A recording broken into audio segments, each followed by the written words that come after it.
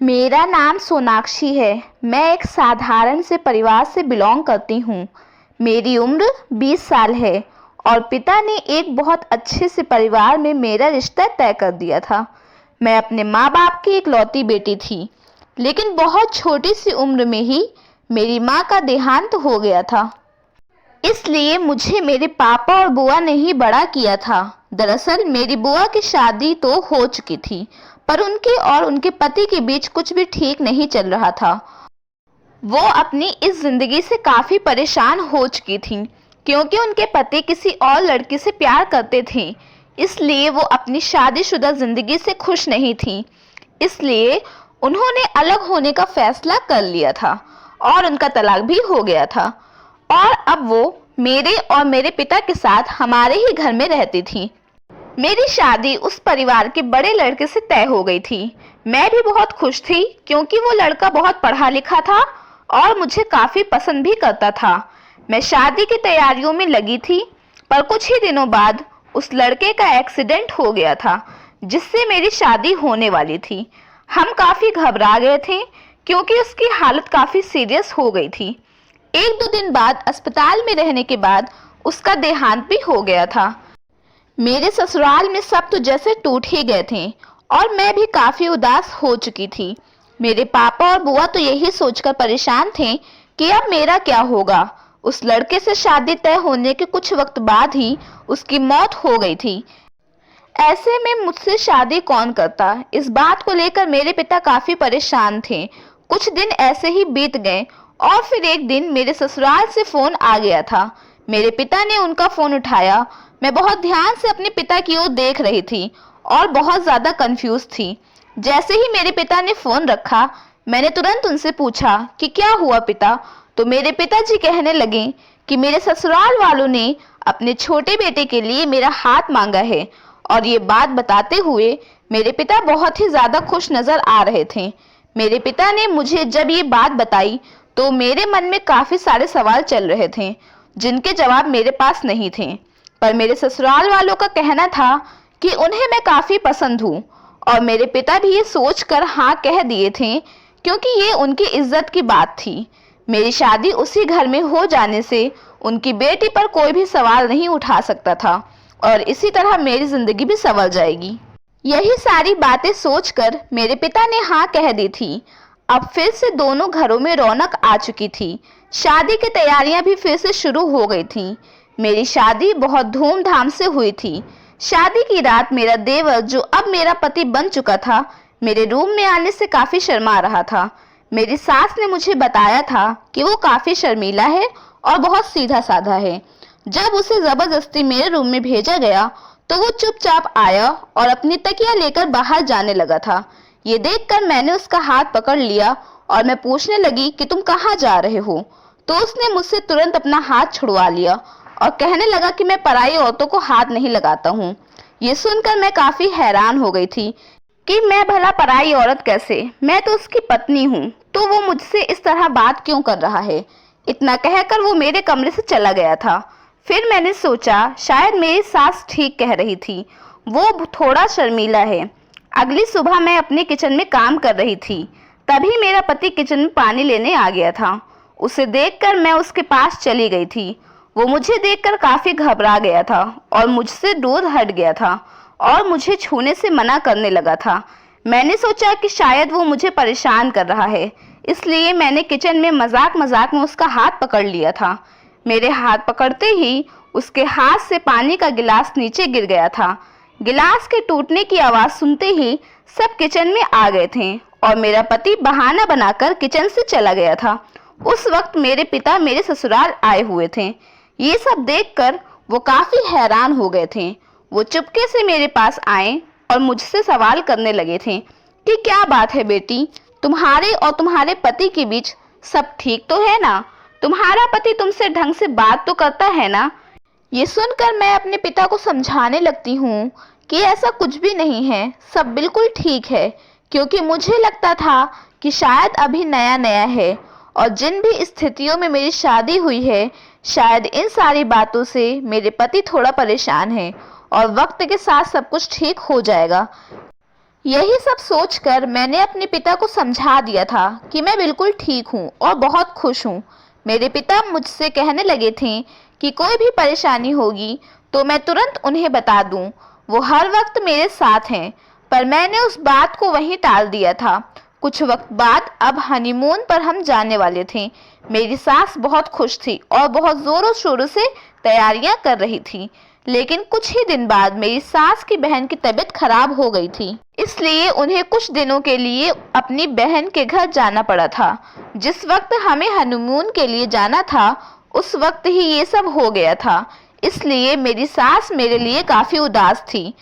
पर मेरी सास दिल की बहुत अच्छी थी और मुझे बहुत प्यार करती थी। मैंने उनसे कह दिया था कि वो आराम से जाए, मैं घर संभाल लूंगी। मेरी सास के घर से जाते ही मेरे पति के चेहरे का रंग तो बिल्कुल बदल सा गया था। उसने मुझे मेरे ही कमरे में बंद कर दिया था और मुझे जबरदस्ती बेड से बांध दिया था। उसका ये चेहरा देखकर मैं काफी हैरान थी। वो मुझे जबरदस्ती खाना खिलाता था और पूरे दिन उसी कमरे में बंद रखता था। मेरे कमरे में एक दूसरा कमरा भी जुड़ा हुआ था जिसमें कोई दरवाजा नहीं था, सिर्फ एक पर्दा लगा हुआ था। मेरा ध्यान कभी भी उस कमरे की तरफ नहीं गया था। मेरा पति रोज रात को मुझे नशे का इंजेक्शन दे देता था और उस पर्दे के पीछे मुझे छोड़कर आता था। नशे की वजह से मुझे रात का कुछ भी याद नहीं रहता था। मैं ठीक से इस कमरे को देख भी नहीं पाती थी जिस कमरे में मुझे मेरा पति छोड़कर आता था। सुबह जब मुझे होश आता था तो मेरा पूरा शरीर बहुत दर्द होता था और मुझे खूब चक्कर आते थे और ऐसे ही रोज चल रहा था। मैं धीरे धीरे काफी कमजोर होती जा रही थी और मैंने जब अपने पति से पूछा कि वो मेरे साथ क्या करता है और मुझे अपने आप को छूने क्यों नहीं देता है, तो वो मुझसे कहने लगता है कि तुम मेरी नहीं हो बल्कि उनकी हो जो उस पर्दे के पीछे हैं। वो तुम्हें बहुत प्यार करते हैं और मैं उनकी बहुत इज्जत करता हूँ। तुम सिर्फ उनकी हो, इसलिए मुझे छूने की तुम सोचना भी मत। ये सब सोचकर मैं बहुत ज्यादा परेशान हो जाती हूँ और सोचने लगती हूँ कि आखिर कौन सा पति अपनी पत्नी को किसी पराये मर्द के पास छोड़कर जाता है। इन सारी चीज से मैं बहुत तंग आ गई थी और एक दिन मैं देखती हूँ कि मेरे कमरे में कोई नहीं था। मेरा पति भी मुझे कहीं नजर नहीं आ रहा था, इसलिए मैं अपनी जान बचाकर भागने की सोचती हूँ। बाहर फोन रखा हुआ था। मैं तुरंत अपने पिता को फोन मिलाती हूँ, लेकिन उनका फोन ही नहीं उठता है। इसलिए मैं इस घर से भागने की सोचती हूँ, क्योंकि उस वक्त घर का दरवाजा भी खुला होता है।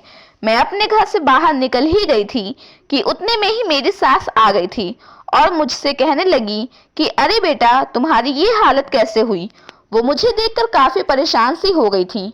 मैं उनसे कहने लगी थी कि मुझे अपने घर जाना है, तो वो मुझसे कहने लगी कि क्या हुआ बेटा, मेरे बेटे ने कुछ किया क्या? तुम मेरे साथ घर चलो, मैं सब कुछ ठीक कर दूंगी। अब मैं आ गई हूँ ना।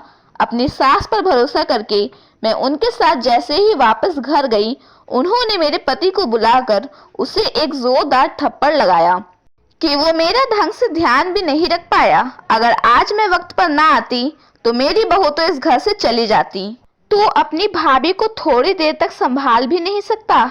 ये भाभी शब्द सुनकर मैं हैरान सी हो गई थी और अपनी सास से कहने लगी थी, कौन भाभी? किसकी भाभी? ये तो मेरा पति है ना, तो मैं भला इसकी भाभी कैसे हुई?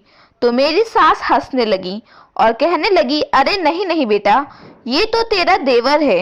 ये सुनकर मैं बहुत हैरान हो गई थी कि मेरी शादी हुई है इससे, तो ये मेरा देवर कैसे? तो मेरी सास कहने लगी कि उसने बस तुमसे फेरे लिए हैं, लेकिन तू पत्नी तो मेरे बड़े बेटे की है ना। तो मैं उनसे कहने लगी कि वो तो मर चुका है, आप सब पागल हो गए हो। तो मेरी सास गुस्सा हो गई और मुझे खींचकर उस कमरे में ले गई जहां का सच मैं आज तक नहीं देख पाई थी, क्योंकि जब भी मेरा पति मुझे वहां छोड़कर आता था वहां इतना अंधेरा होता था कि मुझे कुछ भी नजर नहीं आता था। मेरी सास ने उस कमरे की जैसे ही लाइट खोली तो मैं हैरान रह गई, क्योंकि वहां पर उस लड़के की बड़ी सी तस्वीर लगी हुई थी जिससे पहले मेरी शादी तय हुई थी। उसे देखकर मैं हैरान हो गई थी। मेरी सास कहने लगी कि मेरे इस बेटे से तेरी शादी हुई है। तो मैं कहने लगी कि आप पागल हो गई हो, ये तो मर चुका है और मैंने तो आपके छोटे बेटे के साथ फेरे लिए हैं। मेरी सास कहने लगी कि बस मैंने अपने बड़े बेटे की जगह छोटे बेटे को रखा था, पर शादी तेरी मेरे बड़े बेटे से ही हुई है। मेरा बेटा भले ही मर गया है, पर जिस वक्त तेरी शादी इसके साथ तय हुई थी, ये बहुत ज्यादा खुश था क्योंकि इसे तुम बहुत पसंद थी। वो तुझे बहुत चाहता था और मुझसे कहता था कि मैं शादी करूंगा तो केवल इससे ही। मेरी ये आखिरी ख्वाहिश है कि मेरी इस लड़की से शादी हो, पर उससे पहले ही मेरा बेटा मर गया। उसकी आखिरी इच्छा थी कि वो तुमसे शादी करे, इसलिए मैंने उसकी आखिरी इच्छा पूरी कर दी है और इसके बाद 21 दिन बाद तुम इसकी ही हो जाओगी। मेरा पति मुझे रात भर इंजेक्शन दे देता था। ये सुनकर मैं बहुत ज्यादा हैरान थी कि कोई इतना ज्यादा अंधविश्वासी कैसे हो सकता है कि एक मरे इंसान से मेरी शादी करा दी। मेरे पिता मुझे काफी दिन से फोन लगा रहे थे, लेकिन उसका कोई भी जवाब नहीं मिल पा रहा था क्योंकि मेरा फोन तो मेरे पति के पास ही था। मेरी बुआ को तो पहले से ही इस बात का शक था क्योंकि भला बड़े बेटे के मरने के कुछ दिन बाद ही छोटे बेटे से शादी तय कर दी और 21 दिन के अंदर शादी भी कर ली। लेकिन उस वक्त मेरे पिता ने इन सारी बातों पर बिल्कुल भी ध्यान नहीं दिया था, पर अब इतने दिन से मेरी कोई भी खबर ना मिलने पर उनका शक यकीन में बदलता जा रहा था। शादी के 21 दिन बाद मेरी सास और मेरा देवर मुझे मारकर अपने बड़े बेटे के पास भेजना चाहते थे, लेकिन उस दिन की सुबह ही मेरे पिता मेरे ससुराल आ गए थे। मेरी सास उनसे कहने लगी कि वो दोनों तो हनीमून पर गए हैं और घर पर कोई नहीं है, लेकिन उतनी ही देर में मेरे पिता ने मेरा फोन सामने रखा हुआ देख लिया था और वो मेरे कमरे के अंदर घुसते हुए चले आए थे, जहां उन दोनों ने मुझे बांध कर रखा हुआ था। मेरे पिता ने जैसे ही मुझे देखा, वो तुरंत मुझे उठाने लगे, लेकिन उतने में ही मेरी सास और देवर मुझे मारने की कोशिश करने लगे थे। मेरे पिता अकेले ही दोनों लोगों से लड़ रहे थे कि मेरी हाथ की रस्सी ढीली हो गई थी और मैंने तुरंत अपने हाथ खोल लिए थे और सामने से चाकू उठाकर अपने पति को मैंने मार दिया था। अपनी सास को उसी कमरे में बंद करके मैं और मेरे पिता घर आ गए थे और मैंने पुलिस में अपनी सास और अपने पति के खिलाफ कंप्लेन लिखवा दी थी। उन दोनों को सजा हो गई थी और मैं इस दर्दनाक जिंदगी से बाहर निकल आई थी। मेरे पिता ने सही वक्त रहते मेरी जान बचा ली थी, पर हैरानी की बात तो ये है कि लोग आज भी अंधविश्वास में जी रहे हैं और उनके इस अंधविश्वास के चलते न जाने कितने लोगों की जिंदगियां बर्बाद हो रही हैं और न जाने कितने ऐसे माँ बाप हैं जो सोचते हैं कि शादी के बाद उनकी सारी जिम्मेदारियां खत्म हो चुकी हैं, लेकिन उनकी ये जिम्मेदारी बनती है कि शादी के बाद भी वो अपने बच्चों का हाल लेते रहें कि उनकी जिंदगी में कोई परेशानी तो नहीं है, या जिस परिवार में उन्होंने अपनी बेटी को भेजा है क्या वो सच में उसके लायक है। तो दोस्तों, अगर हमारी कहानी आपको पसंद आई हो तो हमारे वीडियो को लाइक कीजिएगा और ऐसी ही अन्य कहानी सुनने के लिए हमारे चैनल को सब्सक्राइब कीजिए।